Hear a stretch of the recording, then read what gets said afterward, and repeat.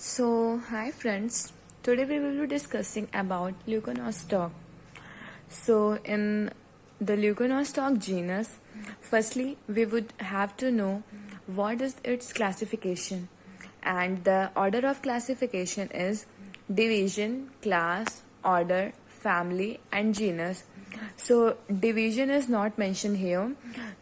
I am going to tell the name of the division, and you can write it on your notebook.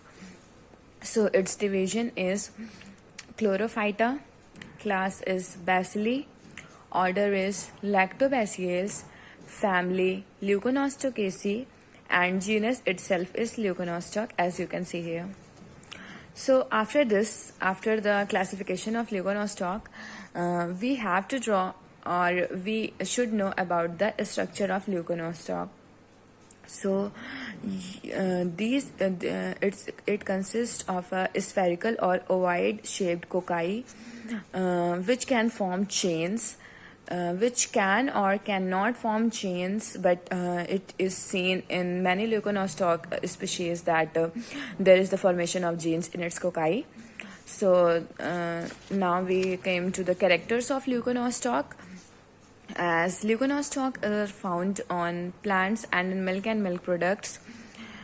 Here is no such description of these because it is in general English.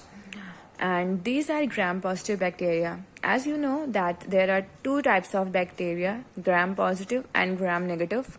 So these come under the gram-positive bacteria. Then coming to their structure and shape, I have already discussed it here. They are generally ovoid or spherical shaped cocci, often forming chains. So the next point is that they are non-spore forming bacteria. As you can see, bacteria can form spores also. As we have studied earlier in Bacillus that they are endospore forming bacteria, but in contrast, Leuconostoc is non-spore forming bacteria, although they belong to the same division.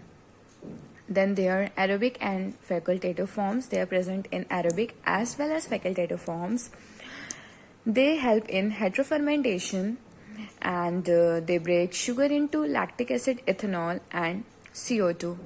Then the members of Leuconostoc are used in the production of fermented foods such as dosa, idli, and many other Indian foods which we prepare by using the process of fermentation.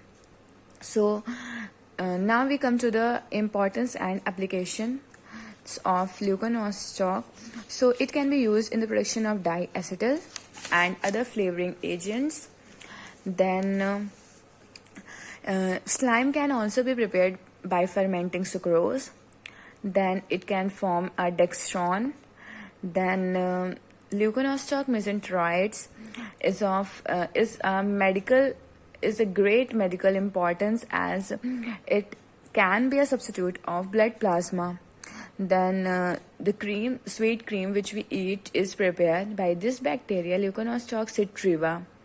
Then the sour cream is prepared by Streptococcus lactis and Leuconostoc citrivorumere.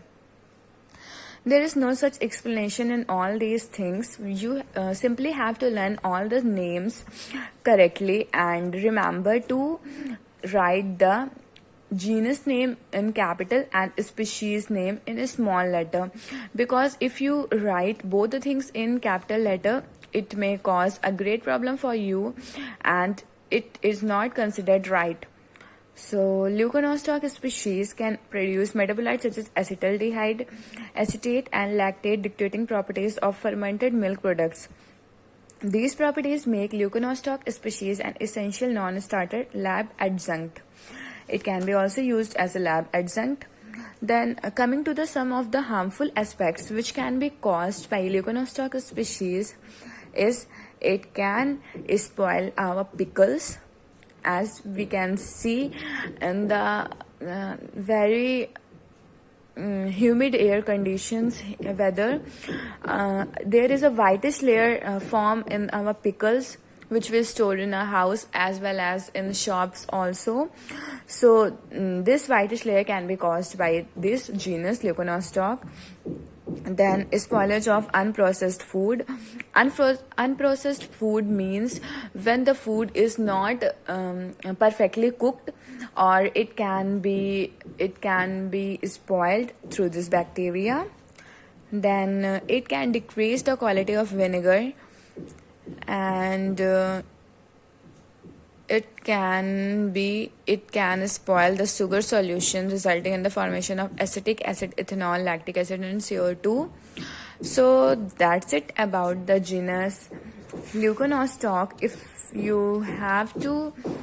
you are interested in other genus also, like in Streptomyces,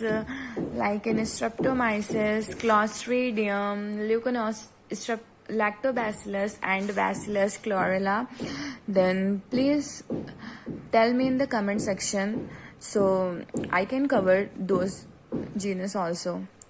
Thanks, and please don't forget to like and subscribe to my channel.